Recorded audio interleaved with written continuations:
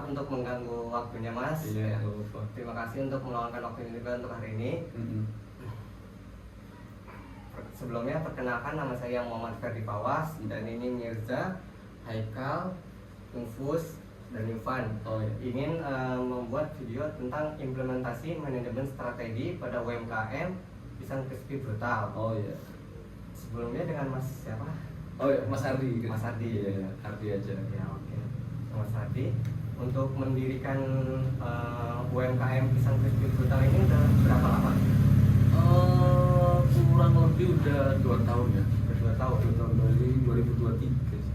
2023 2 tahun.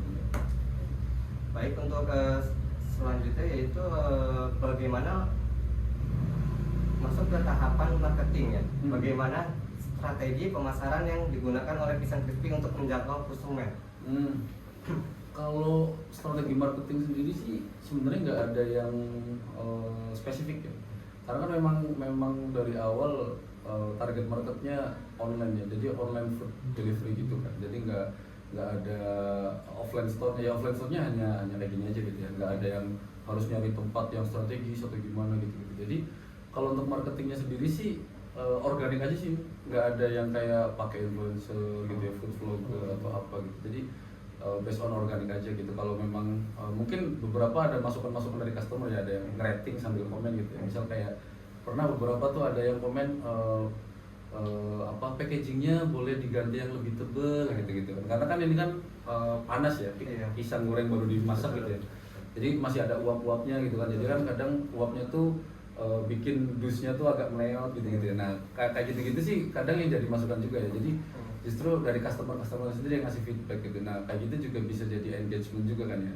Mungkin kalau sisi marketingnya secara spesifik sih nggak terlalu concern di situ sih. Gitu.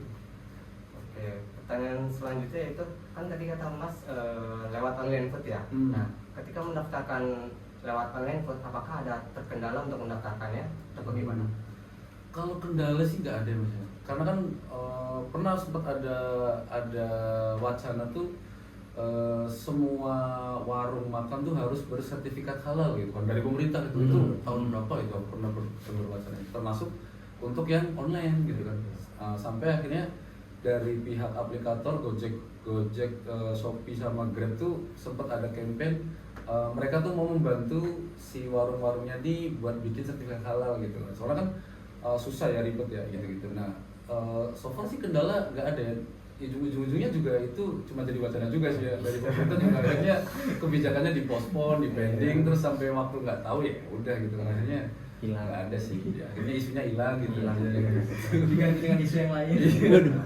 Mungkin ganti menteri, ganti isu ya. Kebijakannya kan ganti ya, ganti kementerian, ganti kebijakan gitu. Baik, selanjutnya yaitu kan tadi Masnya lewat online food ya. Menurut Mas platform mana yang meningkatkan penjualan gitu di platform mana paling unggul? Kalau dari warungku sendiri sih so far Shopee ya. Shopee. Mungkin di warung lain mungkin beda ya, beda behavior, beda itu ya. Kalau kenapa Shopee, mungkin kita lihat kayak Shopee ini lagi gencar ini juga ya, banyak promo segala macam gitu. Dia lagi banyak bakar duit lah ya istilahnya lah ya, gitu ya. Lagi buat promo gede-gedean gitu ya. Terus juga customernya juga tuh Shopee menurutku lebih nggak banyak nggak banyak nuntut gitu ya. Ya dari 2 tahun terakhir ini sih yang saya jalan ini ya. Kalau dari Grab sama Gojek tuh kayak mungkin customer mereka tuh middle ke atas gitu ya. Makanya mereka kayak ada apa dikit di komen gitu. Kayak rasanya kurang apa dikit, mereka langsung bintang 3 komen apa gitu. Kalau Shopee sih rata-rata customernya fine aja gitu ya, kayak banyak nuntut, kayak banyak apa gitu. Banyak bersyukur. Mungkin mereka juga ngerasa makanan murah gitu, berharap apa sih gitu ya, bayar murah banyak promo gitu kan. Mungkin mereka akhirnya ya udahlah gitu. Jadi so far sih dari Shopee sih yang paling banyak pemasukan ya, revenue gitu ya. Terima kasih Mas untuk dari pertanyaan saya. Selanjutnya berarti kalau untuk yang paling menguntungkan dari 3 segi aplikasi food itu berarti paling menguntungkan tuh ke Shopee berarti Mas? Sebenarnya sih paling menguntungkan bisa dibilang Gojek justru ya. Karena kan Gojek promonya nggak ada. Dia nggak pakai berarti promo itu nyambung ke Iya betul. Oh, Karena yang oke. nanggung promo itu dibagi dua. 40 kalau Shopee ya. Kalau Shopee itu 49% ditanggung warung, 51% ditanggung Shopee-nya gitu. Oh. Jadi potongan promonya tuh dibagi dua. Nggak full ditanggung warung gitu ya, atau full ditanggung Shopee enggak gitu. Kan suka ada promo-promo gitu kan 60% atau 20% lah gitu. Nah, itu dibagi dua. Nah, kalau Gojek karena nggak ada promo, jadi warung nggak nanggung apa-apa gitu ya. Jadi promonya tuh kadang kan tiap akun user pun beda-beda ya. Customernya Gojek tuh kan kadang ada yang akun siapa punya dapat promo ini, akun siapa nggak dapat gitu. Promonya kayak untuk customer loyal tertentu lah gitu ya. Itu pun dari internal Gojeknya yang nentuin gitu ya. Customer ini dapat promo ini. Nah, itu tuh full 100% dari Gojek. Jadi kalau dari segi keuntungan sih paling gede Gojek. Gojek. Iya.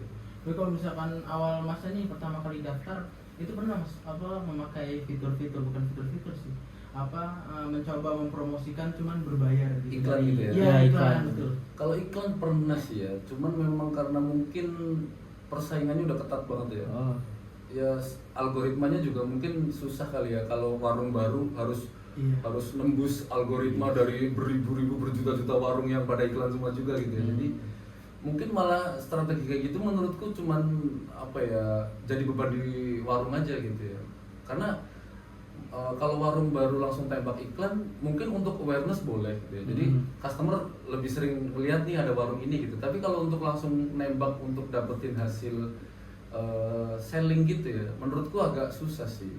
Karena kan mungkin customer belum lihat apa ya namanya ya, ratingnya mungkin belum ada kalau warung baru ya, belum ada rating. Terus kalau Shopee kan ada tulisan terjual berapa gitu ya. Kalau Grab Gojek kan nggak ada tulisan terjualnya tuh. Nah, kalau warung baru tuh kan Shopee juga customer kadang lihat ya, oh ini belum ada penjualan nih gitu-gitu gitu. Iklan kadang juga jadi poin gitu. Ya itu yang aku coba ini sih ya, coba gali gitu ya. Kok iklanku nggak ini ya, nggak tembus target gitu. Kenapa ya? Terus ya udah. Nah, sebenarnya ada fitur dari 3 aplikasi ini yang bisa bisa di hack gitu ya, bukan di hack sih, bisa bukan diakalin, eksploitasi, bisa dieksploitasi. Jadi itu kan ada fitur pickup ya, self pickup. Nah itu kan bisa bagi UMKM-nya atau si pemilik warungnya itu bisa buat fake order gitu kan. Jadi kita pesen sendiri di warung, pakai self pickup, terus nanti kita rating sendiri gitu. Jadi kita nggak perlu bikin makanannya, kita nggak perlu ya paling keluar budget buat bayar admin lah ya. Bayar admin kan sekitar 30 atau 20% lah ya tergantung aplikasi. Kalau Shopee itu kan 30%. Ya 30% misal kita bikin menu yang murah aja gitu, misal air putih gitu, air mineral, kita kasih harga Rp1.000 gitu. Ya kan 30% dari Rp1.000 Rp300 gitu. Jadi kita keluar duit segitu untuk satu fake order. Sehari bisa 4 atau 5 fake order ntar buat naikin ngebus rating. Sebenarnya bisa dieksploitasi kayak gitu sih. Ada bugnya di situ ya. Jadi bisa kemungkinan memakai promosi berbayar tuh bisa worth it atau enggaknya itu. Tergantung tujuannya menurutku. Kalau tujuannya untuk awareness worth it. Jadi kan awareness itu kan biar orang tuh tahu gitu ya, ada warung baru nih di sekitar sini gitu. Mungkin di lingkup 3 km dari warung itu gitu.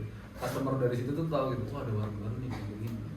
Tapi kalau untuk tujuannya nyari selling gitu ya, atau ngejar revenue gitu, menurutku nggak worth it sih.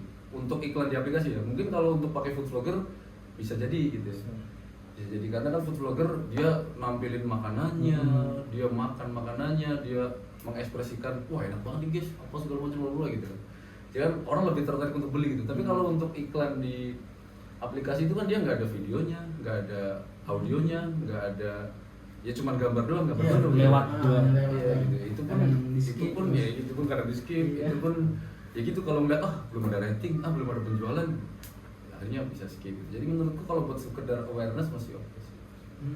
Kalau ini mas untuk produk yang ada di sini mas, seperti pisang gitu ya, atau ketopraknya mungkin. Itu bagaimana sih mas cara mempertahankan rasa dalam segi rasa yang konsisten sampai perjalanan 2 tahun ini gitu, Iya. mas? Bagaimana itu mas?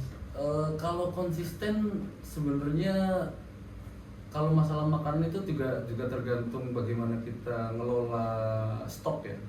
Contohnya kayak kalau ini kan pisang ya, pisang ini kan bahan fresh ya, dia walaupun mungkin kita beli dari mentah nih, tapi kan tetap aja ada jangka waktu usable-nya lah ya, bisa dipakai sampai berapa hari itu dari kita beli itu berapa. Nah itu kita harus pintar-pintar ngejaga itu sih. Jadi misal kalau kita harus tahu juga kapasitas warung kita gitu. Misal warungku nih per hari bisa ngejual katakanlah 50 sampai 70 porsi gitu ya. Ya berarti kita harus nyetok sebisa mungkin jangan lebih dari itu gitu. Karena kalau lebih dari itu nanti ada potensi pisangnya busuk gitu-gitu ya.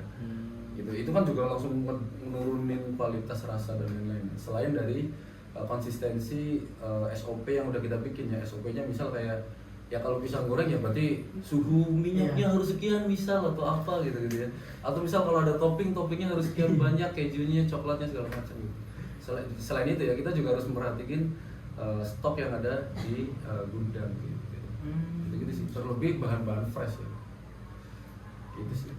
Kalau untuk jenis pisang ini udah yang misal stok ini habis nih, terus coba ke pisang yang jenis ini, itu ngaruh nggak sih mas kerasanya? Ngaruh juga sih, lumayan ngaruh. Makanya itu harus kita juga harus, kalau saya sendiri ya, pengalamanku sendiri tuh at least tuh aku harus punya minimal 3 supplier pisang gitu. Jadi buat jaga-jaga kalau misal yang satu tutup, ada satu gitu. Atau yang ini belum matang pisangnya sedangkan aku butuh hari ini buat jualan. Jadi masih ada backup 2 supplier lagi. Karena beberapa kali itu sering kayak gitu ya. Misal ada satu supplier yang memang aku tiap hari ngambil di situ gitu. Tahu-tahu kemarin bapaknya sakit, harus opnam gitu kan. Kalau udah kayak gitu kan pusing ya. Aduh, gimana nyari stok? Ya gitu sih. Jadi ya dari pengalamanku sih minimal ada 3 supplier lah gitu buat cadangan aja gitu. Dari satu yang selalu kita ambil, kalau ini ada apa-apa kita bisa ambil di sini. Di sini apa-apa kita ambil satu lagi. Gitu sih. Kalau lagi ini mas misalkan tiba-tiba pesanan membludak, itu mas bagaimana mungkin ini ya cara mengatasinya agar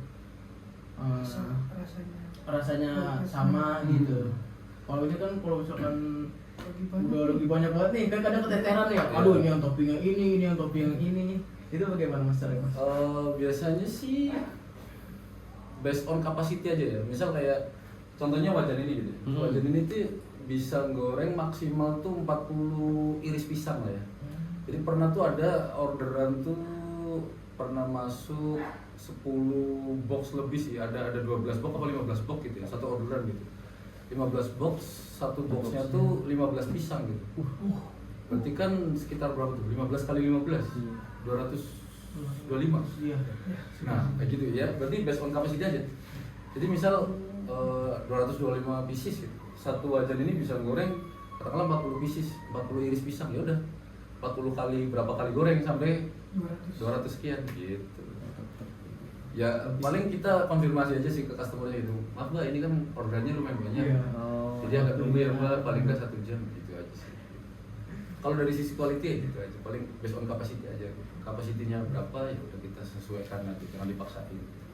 Kadang customer unik-unik mas ya. Iya betul. Ada aja gitu. Ada aja yang maunya buru-buru, pada lagi Iya. antrinya, lagi meludak-ludaknya. Nah, Karena gitu sih. suka keganggu oleh begitu mas. Pasti, atau kalau enggak drivernya yang suka ngeburu-buruin iya. gitu. Kadang ya kalau udah kayak gitu ya kita ngomongin aja tuh. Mas ini kan ordernya banyak, agak lama ya mas, gak apa-apa ya. Paling gak ya gak apa-apa. Nih mas, nih kalau ini udah dalam segi pengelolaannya udah ada karyawan atau masnya sendiri nih yang mengelola semuanya? Kalau sebelumnya sih ada karyawan ya, cuman emang ada pertimbangan-pertimbangan lain terus akhirnya kita handle sendiri dulu. Berarti dari segi pemasaran, masak, Semuanya. semua sendiri? Stok produk, mas produksi gitu ya. Terus pencatatan keuangan segala macam, cash flow gitu sih ini sendiri, handle sendiri gitu. Nah, tantangannya itu apa aja mas? Kalau semua diatur sendiri nih, kadang tabrakan atau gimana itu? Pasti iya ya. Jadi kita harus manajemen waktunya harus benar-benar konsisten ya. Harus konsisten sama harus apa ya? Harus dijalanin gitu ya. Harus konsisten ya kuncinya itu gitu. Jadi misalnya kita biasa nyetok produk atau beli bahan baku pagi, ya udah di jam itu harus beli gitu. Misalnya buka warung jam 8, berarti sebelum jam 8 udah harus prepare semua gitu ya. beli produk, beli bahan bakunya, nyiapin bahan bakunya segala macamnya gitu. Jadi harus konsisten aja sih gitu. Jadi manajemen waktu sih paling pentingnya. Kalau semuanya dia sendiri. Berarti pagi ngambil stok, terus Iya. persiapan bahan, Prepare gitu. terus habis itu setelah Ada yang goreng. ada yang goreng, Iya. pesanan nyatetin langsung. Iya. Kalau pencatatan biasanya malam. Oh setelah tutup. Setelah tutup. Cash flow-nya gitu ya. Jadi belanjanya apa hari ini segala macam, bla bla bla, pemasukannya apa aja segala macam gitu. Kebetulan emang masih manual ya, karena kan belum ada mesin kasir ya. Kalau udah ada kasir kan enak ya. Iya. Aplikasi kasir gitu. Nah itu kan kadang udah ada pencatatannya sendiri, Iya. langsung masuk ke laporannya sendiri gitu. Karena masih manual ya, tulis manual pakai Excel aja. Mas, dalam jangka pendek atau menengah ini ada rencana untuk apa ya, kayak merekrut tenaga kerja gitu? Pasti sih ada sih ya. Cuman memang susahnya itu adalah kadang apa ya, kriterianya tuh kita nentuin orang yang kayak gimana, yang kayak kita mau tuh agak susah gitu. Karena beberapa kali tuh, bukan beberapa kali ya, kan sebelumnya udah pernah rekrut karyawan ya. Tipikal gue tuh aku nggak pengen yang banyak nyuruh gitu. Aku tuh pengennya Kayak iya Inisiatif. inisiatif. Nah, itu inisiatif. Orangnya tuh pengen gue tuh orangnya inisiatif. Nah. Aku tuh bukan tipikal orang yang micromanagement gitu. Kamu ini, kamu ini, kamu ini, kamu ini, kamu ini. Pokoknya aku kasih gambaran besarnya aja, sisanya silahkan gitu inisiatif. Nah, makanya aku susah nyari orang yang sesuai kriteria aku untuk itu gitu ya. Misalnya kayak aku pengen lantainya bersih ya. Nah, lantainya bersih seperti apa kan orangnya inisiatif ya. Disapu, dipel atau apa. Kalau menurut dia bersihnya itu cukup disapu doang, kan susah ya. Kadang, Iya. kok yang ini nggak dipel sih atau apa sih? Ya itu sih kadang susah. Makanya kayak kadang untuk rekrut karyawan lagi tuh kayak kayaknya nanti dulu deh gitu. Nunggu mungkin kalau memang kedepannya mau ada lokasi sendiri lebih enak kayak gitu. Karena kan kalau ini kan masih gabung sama rumah ya. Kalau gabung sama rumah tuh kan kebersihan kayak menurutku harus terjaga sih. Masnya pernah pertimbangkan kerja paruh waktu nggak, Mas? Atau nggak magang gitu di sini? Untuk karyawan gitu maksudnya? Nggak bantu operasional Oh. gitu. Untuk membantu Masnya goreng ini barang. Oh, kalau untuk magang mungkin bisa dibilang kayaknya malah belum ya. Karena kan menurutku tuh justru aku pengen nyari tuh karyawan yang nantinya bisa aku ajak berkembang bareng gitu. Karena di gambaranku tuh ya, di planningku tuh misalnya aku nanti hire karyawan nih. Kedepannya kalau aku punya cabang nanti dia yang tak jadiin supervisornya di cabang itu. Terus kayak gitu-gitu lah. Jadi aku pengen nge-develop orang gitu loh. Orang ini pengen tak develop nanti kedepannya dia tak jadiin supervisor, bla bla bla bla bla bla bla. Jadi Pengen gue gitu sih. Bisa jadi tangan kanan juga. Bisa jadi Mas, ya? kedepannya nanti bisa jadi tangan kanan, orang kepercayaan segala macam gitu. Tapi kalau orangnya enak juga Mas ya. Apa Nah, bisa kontribusinya juga Betul. enak, kejujurannya juga udah pasti. Betul, itu yang dicari sih Iya. ya. Nggak kenal lama. Susahnya di situ sih. Makanya kalau kayak magang atau apa istilahnya Part-time. tuh part-time gitu-gitu Iya, betul. mungkin agak kurang di kurang di feel aja sih kayaknya. Kayaknya enggak. Kayak kurang serak ya Mas ya. Kayak kurang seret gitu Pokoknya kayaknya. yang full time aja biar Full time biar nanti ke Ah. depannya bisa tak develop ini orangnya segala macam, tak arahin dulu udah. Ya, nanti kepegang dia udah tahu nih SOP-nya apa gitu. Iya betul, begitu sih. Lebih ke situ. Ya, aku Satu lagi. Oh. Jalan apa tuh? Udah, itu apa? udah. Udah. Ada lagi nggak, Ren? Lagi? Udah mungkin cukup sekian dari wawancara kami. Oh, Mohon iya. maaf bila banyak kesalahannya ya. Iya. Aman. Terima kasih Pak. Iya, Terima mungkin kasih. Mohon maaf Mas kalau sudah mengganggu waktunya. Wah, Wawancara. santai aja, santai. Maaf, Mas, ya.